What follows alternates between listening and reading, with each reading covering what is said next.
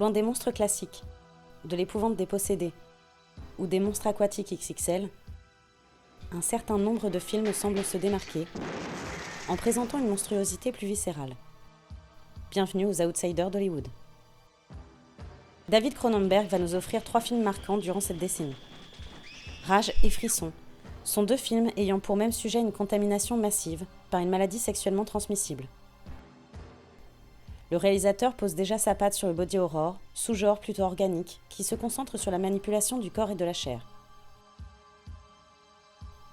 Avec Chromosome 3, il va encore plus loin dans le provoquant, en transformant le sentiment naturel jugé positif de l'instinct maternel en un véritable cauchemar jugé contre nature. En ayant digéré les effets gore et spectaculaires de l'équipe de Cronenberg, on assiste finalement à une réflexion profonde sur le sexe, la violence, la répression. Il mélange ainsi 2 explorations, celle de la chair crue et celle de l'esprit. Les morts-vivants ne sont pas boudés dans cette décennie. George Romero remet le couvert en 1978 avec le sobrement appelé Zombie. You know Macumba? Voodoo. Granddad was a priest in Trinidad. He used to tell us, when there's no more room in hell, the dead will walk the earth. Le temps n'a pas émoussé la pertinence de ce film, qui reprend le même postulat que La Nuit des Morts-Vivants.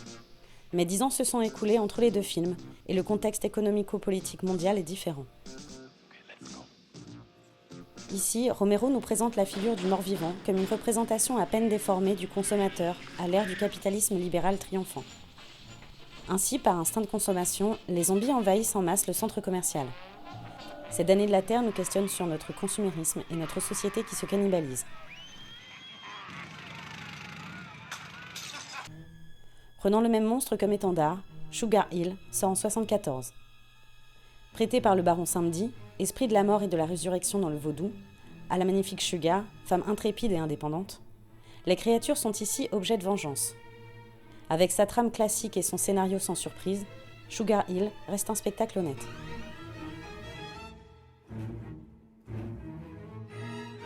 Alors que le cinéma italien est en plein milieu de son âge d'or, Mario Bava continue dans le giallo.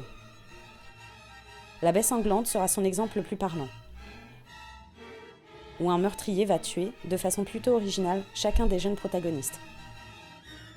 Cette œuvre majeure, réalisée en 1971, influencera sans aucun doute les slashers. Si Mario Bava est considéré comme le fondateur du giallo au cinéma, Dario Argento va en devenir le maître et lui apporter ses lettres de noblesse. Après sa trilogie animale 100% giallo, Les Frissons de l'angoisse sort en 1975. Ici, Argento signe un classique.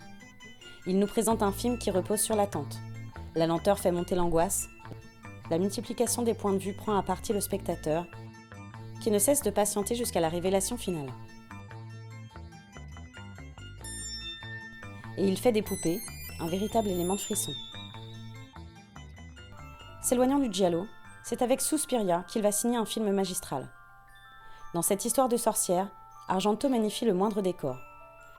La photographie est éclatante, les couleurs sont percutantes, la musique saisissante, le cadre précis. Suspiria est une vraie expérience. Dans un tout autre genre, bien ancré dans le réel, Wes Craven va nous offrir 2 films chocs, La dernière maison sur la gauche et La colline à des yeux. Ces 2 premiers longs métrages sont d'une extrême violence et annoncent le goût prononcé du réalisateur pour le macabre. Ces 2 films éclatent la cellule familiale. En montrant 2 familles modèles s'engouffrant dans la vengeance la plus brutale, Wes Craven fait exploser ce modèle idéal condamné à l'implosion en renouant avec une cruauté primitive. Véritable coup de poing, ces films sont éprouvants autant pour les personnages que pour le spectateur. Ce ne sont pas les effets sanglants qui marquent, mais plutôt l'usage éprouvant de la durée, ancrant ces scènes de viol et de torture dans un réalisme qui fait scandale. Malgré la clémence de la censure américaine de l'époque, le film est parfois partiellement, voire totalement censuré. Comme en Angleterre, où il faudra attendre 30 ans pour le voir légalement. To avoid fainting, keep repeating. It's only a movie. Only a movie. Only a movie. Take as much as you can. Only a movie. Le cauchemar américain prendra véritablement vie à l'écran grâce à Tobe Hooper. 1974, Massacre à la tronçonneuse. Tourné très loin d'Hollywood, ce film à l'atmosphère surréaliste oscille entre folie, hystérie et cauchemar. Offrant un portrait brutal de cette Amérique profonde, celle des oubliés, touchée de plein fouet par la pauvreté et la misère humaine. Alors que les meurtres de Leatherface sont commis hors champ et que le sang se fait discret, c'est bel et bien sa mise en scène et sa bande-son qui posent une atmosphère terrifiante. Film d'horreur ultime devenu mythique, il fut totalement censuré dans le monde durant parfois des décennies. Massacre à la tronçonneuse marquera à jamais des générations de cinéphiles.